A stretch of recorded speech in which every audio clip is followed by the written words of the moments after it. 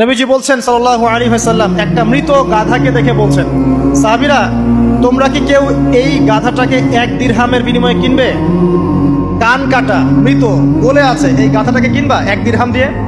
সাহাবীরা বলছেন, মাংনা দিলেও তো কিনবো না। ইয়া রাসূলুল্লাহ, যদি ফ্রিও কেউ দেয়, বিনামূল্যে দেয়, তাও তো নিব না। তখন নবী সাল্লাল্লাহু আলাইহি ওয়াসাল্লাম বলছেন, এটাই হচ্ছে আল্লাহর কাছে দুনিয়ার এক্সাম্পল। ওই মৃত গাধা তোমাদের কাছে যতটা না ইম্পর্টেন্ট, যতটুকু মূল্য রাখে, আল্লাহর কাছে এই দুনিয়া তার চেয়েও কম মূল্য রাখে। এই দুনিয়াতে তো সব ফয়সালা হবে না। আমরা তো হতাশ হয়ে যাই না যে দুনিয়াতে এমন কেন, এটা কেন, ওইটা কেন। দুনিয়া এটারই জায়গা।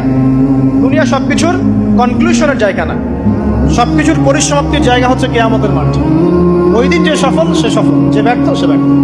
দুনিয়ার বাড়ি গাড়ি, স্ট্যাটাস, চাকরি বাকরি, ইজ্জত সম্মান, এটা সাফল্য ব্যর্থতার মানদণ্ড নয়, চূড়ান্ত মানদণ্ড নয়।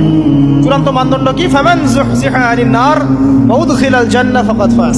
যাকে জাহান্নাম থেকে বাঁচানো হবে, জান্নাতে প্রবেশ করানো হবে, পুলসিরাত পার হতে পারবে, এই একমাত্র ব্যক্তি সফল। সাফল্যের সংজ্ঞাটা জেনে রাখবেন, তাহলে আপনি দুনিয়াতে হতাশ হবেন না ইনশাআল্লাহ।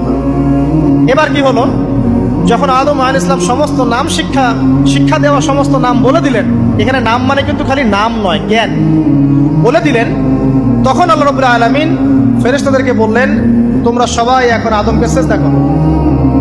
ওয়া ইয কুলনা লিল মালাইকাতি ইসজুদু লি আদম। আল্লাহ পাক এবার বলছেন, আমি সমস্ত মালায়েকাকে বললাম তোমরা আদমকে সিজদা করো। ফাসাজাদু, সবাই সিজদা করলো, ইল্লা ইবলিস, ইবলিস সিজদা করলো না। কেন করলে না? ইবলিসকে বলা হচ্ছে, ইয়া ইবলিস মা মানাকা আল্লা তাসজুদা ইয আমারতুক। তোমাকে কে নিষেধ করলো সিজদা করতে ওই আদমকে, যাকে আমি আদেশ করেছি? কে নিষেধ করলো? তখন ইবলিস বলছে, খলাকতানি মিন নার ওয়া খলাকতাহু মিন তিন। আমাকে সৃষ্টি করেছেন আগুন দিয়ে, আর আদমকে সৃষ্টি করেছেন মাটি দিয়ে, আমি কিভাবে তাকে সিজদা করতে পারি? ইবলিস বলতে চাইলো যে আপনি যে বলছেন আদমকে সিজদা করো, আদম তো মাটির তৈরি, আমি তো আগুনের তৈরি, তাহলে আপনি ভুল বলছেন। নাউজুবিল্লাহ। আগুন কেন মাটির সামনে নত হবে? মাটি আগুনের সামনে নত হওয়া উচিত। তার কেয়াস হচ্ছে এমন। কেয়াস মানে কি? তার এটা কি? হ্যাঁ, তার এটা যুক্তি, তার এটা যুক্তি এবং দর্শন যে আমি কেন তাকে সিজদা করব?